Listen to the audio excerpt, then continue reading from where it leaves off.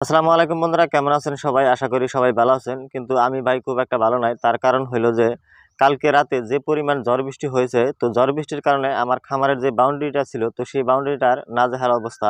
তার কারণ হইলো উপরে যেহেতু বাউন্ডারির উপরে যেহেতু গাছ আছে, আমার অনেক কয়েকটা গাছ আছে, তো সেখান থেকে গাছ থেকে ডাল ভেঙে পড়ে আমার খামারের বাউন্ডারিটার একদম অবস্থা একদম খারাপ করে দিয়েছে।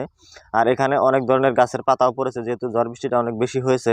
আমি রাতের বেলায় দেখেছি, ঝড় বৃষ্টি হয়ে যাওয়ার পরে দেখেছি যে খামারে ডাল ভেঙে পড়ে আছে। তো ভাবছি যে রাতের বেলা কি করে কাজ করব, তো সেই জন্য সকালে ঘুম থেকে উঠে মুরগিকে দানা পানি দিয়ে তারপর শুরু করলাম যে খামারটা সুন্দরভাবে পরিষ্কার করতে হবে আর ডালগুলো এখান থেকে সরাইতে হবে, না হলে মুরগির বাচ্চাগুলোর খুবই অসুবিধা হয়ে যাবে। কালকে রাতে যে পরিমাণ ঝড় বৃষ্টি হয়েছে, আমি খুবই চিন্তিত ছিলাম যেন আমার খামারের কিছু না হয়ে যায়। তো যাই হোক, খামারের কিছু হয়নি, যদি বাউন্ডারিটা শুধু একটু ক্ষতি হয়েছে, তবে সেটা আমি ঠিক করে নিতে পারবো। মুরগির বাচ্চাগুলোর যে কোনো ক্ষতি হয়নি, সেটাই সবচেয়ে বড় কথা।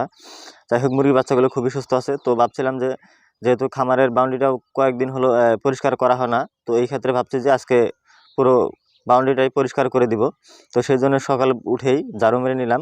এমনিতেও আমি কয়েকদিন ধরে ভাবতেছি যে আমার খামারের বাউন্ডারিটা একটু পরিষ্কার করতে হবে, যেহেতু প্রায় 3-4 দিন হয়ে গেল আমার খামারের বাউন্ডারিটা পরিষ্কার করা হয় না। কিন্তু আজকে প্রচণ্ড ঝড় বৃষ্টির কারণে খামারের যেহেতু বাউন্ডারিটা খুবই নোংরা হয়ে গেছে, তো সেই জন্য ভাবতেছি দুইটা কাজ আজকে একসাথে করে দিব। তো যাই হোক, পুরো বাউন্ডারিটা ঝাড়ু দিয়ে নেওয়ার পর দেখলাম যে এখানে প্রায় 3 গাবলার মতো গাছের পাতা পড়েছিল। তো ভাবতেছি যে এগুলোর মধ্যে যদি মুরগির বাচ্চাগুলোকে ছেড়ে দিতাম, তাহলে মুরগির বাচ্চাগুলোর খুবই অসুবিধা হতো।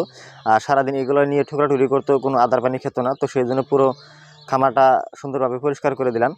আর পরিষ্কার করে দেওয়ানোর পর এখানে যেহেতু আমার যেহেতু যে পরিমাণ বর্তমান ঝড় বৃষ্টি হইতেছে, তো তার কারণে যেহেতু আমার এখানে স্প্রে করা ছিল, কিন্তু সেই স্প্রেটার বেশি একটা কাম দেবে না। তো সেই জন্য আজকে ভাবতেছি যেহেতু সব কিছু পরিষ্কার করে নিলাম, তো ভাবতেছি এখানে আজকে স্প্রেও করে দিব। তো স্প্রে করে দিলে মুরগিগুলো সকল সময় ভালো থাকবে। আর যেহেতু মাটিতে ঘোরাফেরা করে, তো স্প্রে করে রাখা সকল সময় মুরগির খামারের জন্য উত্তম আর খুবই ভালো থাকবে মুরগিগুলো। তো আমিও সেভাবে চেষ্টা করি আর সেভাবে করে যাচ্ছি, আর আল্লাহর রহমতে পরবর্তী দিনগুলোতেও করে যাব। আরও একটি কথা বলি, দেখেন যারা নতুন খামারি যদি আমার এই ভিডিওগুলো দেখেন, তাহলে আপনারা এই কাজগুলো করার চেষ্টা করবেন। আর এই কাজগুলো করলে মুরগির বাচ্চা সকল সময় সুস্থ থাকবে আর খামার খুব সুন্দরভাবে পরিচালনা করতে পারবেন ইনশাআল্লাহ। যাই হোক, আমার বাউন্ডারিটা সম্পূর্ণভাবে পরিষ্কার করা হলো। এখন আমি আমার বাউন্ডারিতে স্প্রে করে দিব। আর স্প্রে করে দেওয়ার জন্য আমি যে স্প্রেটা ব্যবহার করে থাকি, সেই স্প্রেটা হলো B904। এই স্প্রেটা আমি ব্যবহার করে থাকি। আপনারা যদি কেউ খামার করেন, তাহলে আপনারা এই স্প্রেটা ব্যবহার করতে পারেন। এই স্প্রেটা খুবই ভালো একটি উপকারী একটা স্প্রে। আর এখানে মুরগির খামারে এরা স্প্রে করে রাখলে মুরগির খামারে কোনো ধরনের বীজাণু সৃষ্টি হতে পারবে না। আর বীজাণু সৃষ্টি না হলে মুরগির বাচ্চাগুলো সকল সময় ভালো থাকবে। তো সেজন্য আমি এই স্প্রেটা ব্যবহার করে থাকি। এটার প্রাইস আছে 210 টাকা। তো এটা যদি আপনারা একবার নেন, তাহলে অনেক দিন ব্যবহার করতে পারবেন, যেহেতু খুবই কম পরিমাণ দিয়ে স্প্রে করে দিতে হয় পানির সাথে মিশিয়ে। তো এটা যদি একবার নেন, তাহলে আপনারা, আমি বলবো যে 2-3টা ব্যাচ মুরগির ব্যাচ তুলে দিতে পারবেন, তারপরেও শেষ হবে না। তো সেই জন্য আপনারাও চাইলে এটা ব্যবহার করতে পারেন। আর আমি যেহেতু এর আগে পরে ব্যবহার করে যাচ্ছি, আর আমি পরবর্তীতে এটাই ব্যবহার করে যাব। যাই হোক, আমার স্প্রে করা সম্পূর্ণ হলো। এখন যেহেতু আমার বাড়িতে প্রথমে আমি একটাতে মুরগিগুলো রেখেছিলাম, কিন্তু পরবর্তীতে দুইটাতে ভাগ করে দেওয়ার কারণে এখানে শুধু আমি মুরগের বাচ্চাগুলো দিয়েছিলাম। আর মুরগ বাচ্চাগুলো খুবই ঠোকরাঠুরি করে। আর এখানে 130টা মুরগির বাচ্চা দিয়েছিলাম, আর সেগুলো খুবই ঠোকরাঠুরি করে। তার কারণে এখান থেকে আমি 30টা বাচ্চা সরিয়ে আগের যে খামারটা ছিল, তো ওখানে দিয়ে দিয়েছি। আর দিয়ে দেওয়া না দিলে কি হয়, এখানে খুবই অসুবিধা হয়। মুরগির যেহেতু জায়গা কম, এই খামারটা আরও খুবই ছোট, তো সেই জন্য আমি ওখানে সাইড করে দিয়ে দিছি।